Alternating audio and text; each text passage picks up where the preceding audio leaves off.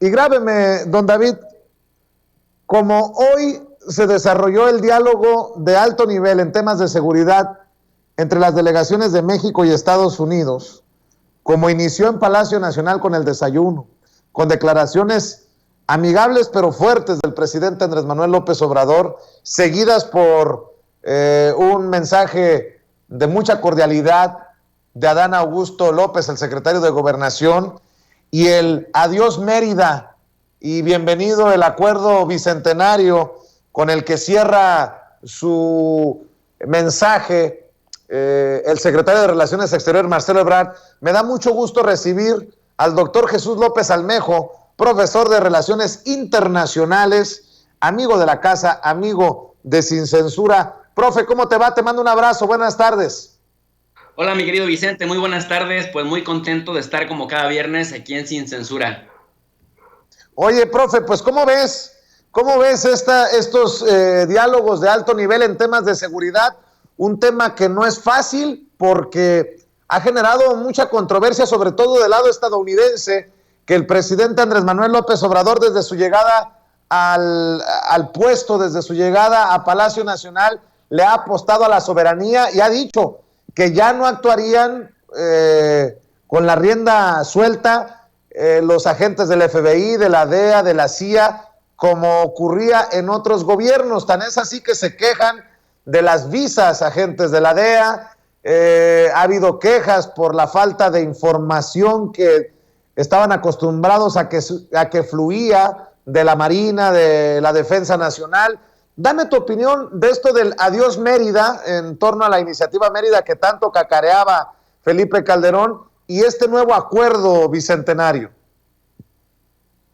Mira, Vicente, quiero ser muy sincero con esto. Quiero recuperar el modelo de la negociación en dos niveles de Putnam. En las relaciones internacionales lo utilizamos para hacer esta precisión. De acuerdo a Putnam, los actores políticos solo formalizan acuerdos que de pronto los grandes consorcios transnacionales habían presionado para que se impulsaran en el plano político. Pero esto lo hacen también basándose en las dinámicas y en las prácticas que muchas veces superan las palabras políticas, que superan los gestos y las negociaciones que se dan sobre la mesa. A mí me preocupa mucho que palabras vayan y palabras vengan, que los años estén pasando y sigamos viendo una cantidad impresionante de muertos y no va a bajar aun cuando termine el sexenio de López Obrador. Va a ser normal que llegue a un récord histórico porque es una caja de Pandora que desató, en este caso, Felipe Calderón, y que con Peña Nieto, a pesar de que cambiaron la dinámica, Vicente, tú recordarás que ellos apostaron porque en Televisa y en TV Azteca cambiaran la tónica, y a pesar de eso, el número de muertos por día siguió creciendo, y con el presidente López Obrador, pues también sigue creciendo. Hay bastantes factores que nos explican eso, pero lo que te quiero dar a entender es que podrán decir, como pasó con Marcelo Ebrard, podrán decir adiós al Plan Mérida y bienvenido el entendimiento bicentenario para el aplauso, para las cámaras, ¿no? Para algo bonito. Pero yo te voy a ser muy sincero, mientras México no ponga de su parte para cerrar la frontera norte a la inversa, al tráfico de armas, mientras el gobierno mexicano no mejore sus procedimientos, así como lo hacen los estadounidenses. Es decir, México necesita reciprocidad para, así como los estadounidenses nos revisan, nos checan cuando vamos a pasar a Estados Unidos, de regreso los mexicanos entran y nadie te esculca, nadie te supervisa. Es muy sencillo que la gente de San Diego, por ejemplo, pase armas aquí en Tijuana, o de San Isidro pase armas aquí en Tijuana, o de Caléxico pase armas a Mexicali, o que lo hagan también por El Paso, Texas. Es muy sencillo porque las autoridades mexicanas, si bien es cierto que ahí tienes al ejército o a la marina y tienes a los agentes de migración mexicana, prácticamente lo único que tienes que hacer es raquíticamente pasar tu mochila, tu maletita por un escáner ahí todo viejo que no sirve para nada, y realmente tú cruzas como si nada, ¿no? Pudiendo, si te dedicas a los malos pasos, pues pudiendo meter armas, incluso hasta de grueso calibre en partes. Y bueno, con camionetas ya ni se diga, con camionetas con carros, etcétera, no es tan riguroso la vigilancia que México hace de sus propias fronteras. Entonces, yo creo que un acuerdo y que se tendría que tocar en este diálogo de alto nivel, no solamente con el secretario de Estado, con Blinken, sino también, por ejemplo, con Mayorkas, también con el general Miley, ¿no? Con la plana mayor del Pentágono, para que a la vez de que México está fortaleciendo su frontera norte para el tráfico de armas, que se siga manteniendo la presión sobre el tema de la segunda enmienda en Estados Unidos y que además también las autoridades estadounidenses colaboren con las mexicanas para que de su lado, del lado de Estados Unidos, eviten también que pongan protocolos, que pongan retenes para que quienes vengan a México pues no porten armas o no incursionen en armas. Es decir, en la medida que no se corte esa vía, ese tráfico de armas hacia México, difícilmente uno se les va a poder cortar el canal de fuego o la capacidad de fuego a los grupos delincuenciales, a los grupos delictivos, y difícilmente vamos a ver que los acuerdos prosperen, porque prácticamente esta farsa que se firmó con Felipe Calderón de la iniciativa Mérida, pues era eso de que te dieran ellos tecnología, que te supervisaran, que te asesoraran para cómo lidiar con los delincuentes, cuando el problema de raíz no es solamente lidiar con los delincuentes, sino acabar con el problema que genera que los delincuentes se vean tentados a involucrarse, a inmiscuirse en esos problemas. El otro punto que me parece importante con este entendimiento bicentenario, que continúe México con la política de no permitir que en Estados Unidos se apruebe una ley que trate a los narcotraficantes como terroristas. ¿Por qué? Porque si bien es cierto que aunque el tráfico de drogas es el que más afecta a Estados Unidos en cuanto a que mantiene los niveles de toxicidad muy altos entre la gran cantidad de drogadictos que tiene la sociedad estadounidense y que el consumo de drogas es una práctica bastante normalizada incluso entre las élites políticas de Estados Unidos,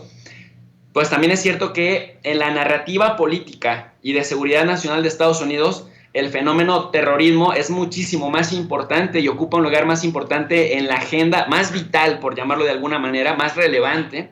en la agenda de política exterior de Estados Unidos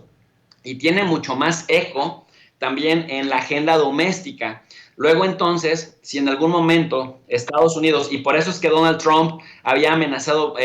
pues al gobierno de Peña y después al gobierno de López Obrador con que si no se aplicaban, pues mandaría al ejército de Estados Unidos a acabar con los narcos, decía Trump, como si fuera en un santiamén, pero luego cuando vio que esa era una jalada, que nadie se la creía, bueno, Trump entonces proponía algo que sí era más serio, que era hacer que Estados Unidos empezara a nombrar a carteles de la droga mexicanos como terroristas. Y esto de que digo yo que el gobierno mexicano tiene que vigilar con sus habilidades cabilderas en Washington que no suceda, no es para defender a los carteles de la droga mexicana, porque por supuesto que no va por ahí el asunto. El tema, que es muy delicado, de verdad delicadísimo, Vicente, ya lo hemos hablado durante años contigo, es que el gobierno estadounidense entonces no tendría límites legales para poder incursionar en México. Y esto de poder incursionar en México, en realidad, una vez que incursionan a México, no sería para combatir directamente ellos a los narcotraficantes, que ese es el argumento y esa es la justificación que dan. Pero si hacemos la analogía de lo que pasó, por ejemplo, en Irak, o de lo que sucedió en Afganistán, que mientras en Irak decían que van a combatir al Daesh, al Estado Islámico, y el Estado Islámico estaba más fuerte que nunca, a pesar de la iniciativa global desde que encabezaba Estados Unidos en 2014 con 56 naciones, el Estado Islámico estaba más fuerte que nunca y duró 2 años hasta que Rusia intervino brutalmente. Pues entonces vemos que no les interesaba realmente combatir al crimen organizado, sino posicionarse en Irak para determinar los precios del petróleo. Y en el caso de Afganistán, pues ya lo hemos estado platicando en muchas ocasiones, entraron con la consigna supuestamente de llevar la democracia, de evitar atentados terroristas desde Afganistán en contra de Estados Unidos, y lo que vimos es que ni acabaron con el Talibán, porque lo dejaron más fuerte, ni acabaron con la producción de opioides, que Afganistán hoy en día es la potencia mundial. Mira, se mueren en la pobreza extrema los pobres afganos y eso me da mucha tristeza, pero en este momento ningún país en el mundo produce más opio que Afganistán. 87% de los opioides que se producen y que se exportan al mundo provienen de Afganistán. ¿Quién estuvo durante 20 años en Afganistán? El ejército de Estados Unidos. Causó casi 300,000 muertes y la ruptura del tejido social de manera brutal. Entonces, si en estos entendimientos bicentenarios el presidente López Obrador y todo el equipo de la Cancillería logran comprometer al gobierno de Estados Unidos que al menos en esta administración y en los años venideros, en el mediano y largo plazo, nunca se denomine a un cartel de la droga como terrorista, para evitarles con eso que desde Estados Unidos sea tan fuerte la presión, cuando a lo mejor esta administración cambie, cuando venga un presidente más radical que Joe Biden, para poder justificar una incursión a México con el pretexto de que se van a meter a combatir las drogas. Eso me parece que es muy importante. Y el tercer punto también que es muy importante, además de las armas, además de que no cambie la tipología legal, es la otra parte que México sí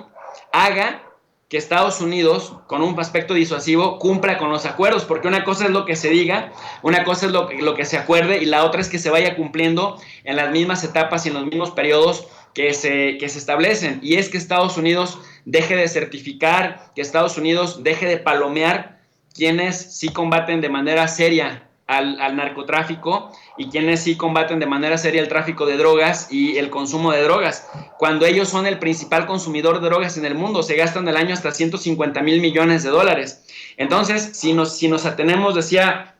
al modelo Putnam, al modelo de negociación de dos niveles, en donde una cosa es lo que negocian los empresarios, una cosa es lo que negocian los consorcios de las armas, una cosa es lo que negocian acá abajo en el plano de la vida cotidiana, que nada más trasladan la negociación para que ahí pueda específicamente